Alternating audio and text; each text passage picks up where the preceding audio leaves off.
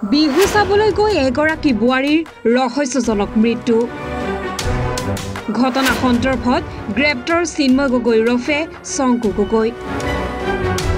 বলপূৰ্বকভাৱে নিচাযুক্ত দ্ৰব্য সেৱন কৰোৱাই হত্যাৰ অভিযোগ। বিহু চাবলৈ গৈ এগৰাকী বোৱাৰীৰ মৃত্যু হোৱা সন্দৰ্ভত আৰক্ষীয়ে গ্ৰেপ্তাৰ কৰিছে চিন্ময় গগৈ উৰফে শংকু গগৈ নামৰ যুৱকজনক। বলপূৰ্বকভাৱে অত্যাধিক ড্ৰাগছ সেৱন কৰোৱাই হত্যা কৰাৰ অভিযোগ উত্থাপন কৰিছিল বোৱাৰীগৰাকীৰ মাতৃয়ে। উল্লেখ্য যে মৰাণৰ অভয়পুৰীয়া বঙালী গাঁৱৰ মাতৃগৃহৰ পৰা মৰাণ উষাপুৰত বিহু চাবলৈ বুলি বৃহস্পতিবাৰে নিশা প্ৰায় 9:30 নাহৰকটীয়াৰ এগৰাকী বান্ধৱীৰ সৈতে ওলাই গৈছিল থিনা গগৈ নামৰ বোৱাৰীগৰাকী। ইয়াৰ পিছতে শুকুৰবাৰে পুৱা প্ৰায় 10:30 থিনা গগৈৰ স্বামী চিন্ময় গগৈয়ে থিনা গগৈৰ মাতৃক মৰাণ মেডিকেল চেণ্টাৰলৈ মাতি পঠিয়ায়। লগে লগে মাতৃগৃহৰ পৰিয়ালৰ লোক উপস্থিত হয় যদিও মৃত অৱস্থাত প্ৰত্যক্ষ কৰে থিনা গগৈক। উল্লেখ্য যে এবছৰ 4 মাহ পূৰ্বে মৰাণৰ বটামৰাৰ চিন্ময় গগৈৰ সৈতে থিনা গগৈৰ বিবাহ হৈছিল যদিও পৰিয়ালৰ লোকে মানি নোলোৱাত মাতৃগৃহতে কটাইছিল থিনা গগৈয়ে। ড্ৰাগছ আসক্ত চিন্ময় গগৈ থিনা গগৈক বলপূৰ্বক ড্ৰাগছ বেজী দি হত্যা কৰাৰ অভিযোগ উত্থাপন কৰিছিল থিনা গগৈৰ মাতৃয়ে। ঘটনা সন্দৰ্ভত মৰাণ আৰক্ষী থানাত এজাহাৰ দাখিল কৰাত আৰক্ষীয়ে তদন্ত চলাই চিন্ময় গগৈ উৰফে শংকু গগৈক গ্ৰেপ্তাৰ কৰিছে। ঘটনাটো কালি তাই বিহু চাং বুলি ওলাই আহিছিলে ঘৰৰ পৰা। মই মানা কৰিছিলোঁ আহিবলৈ। লগৰ ছোৱালী এজনী নাহৰকটীয়াৰ পৰা আহিলে, তাইৰ লগতে ৰাতি 9:30 বজাত গুচি আহিলে। তাৰপৰা ফোন নাই কৰা, মোৰ গাটো ঠিক নাই বুলি মই শুই আছোঁ। ৰাতিপুৱা ফোন মাৰিছোঁ, ইমান দেৰি অহা নাই, মই নাৰ্ছিং হোম আহিব লাগে বুলি।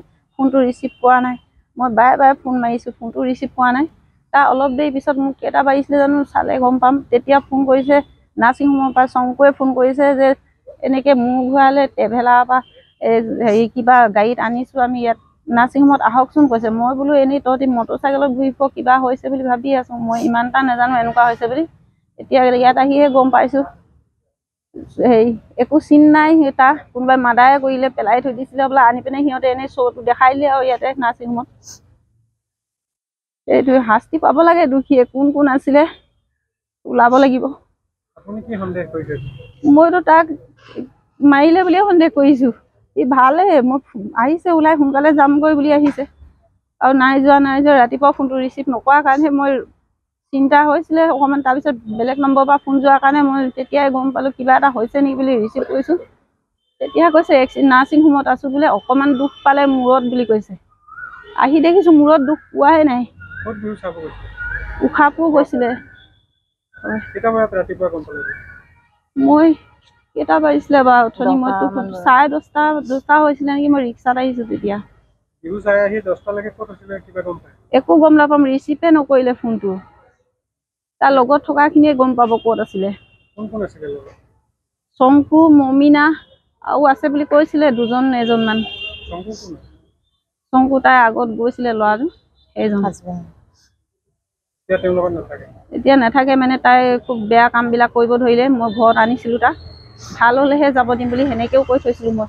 কিন্তু কালি সেইখিনি তাই বাহিৰত থাকিছিলে, ছোৱালীজনী আহিছিলে, তাই লগ কৰি পিনে সেইখিনি কৰিছে, সিহঁতে মাৰিছে।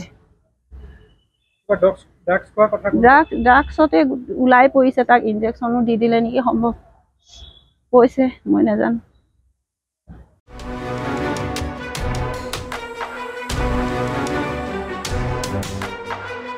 মৰাণৰ পৰা ৰাজু মিশ্ৰৰ ৰিপৰ্ট, এনি ভাৰত 24।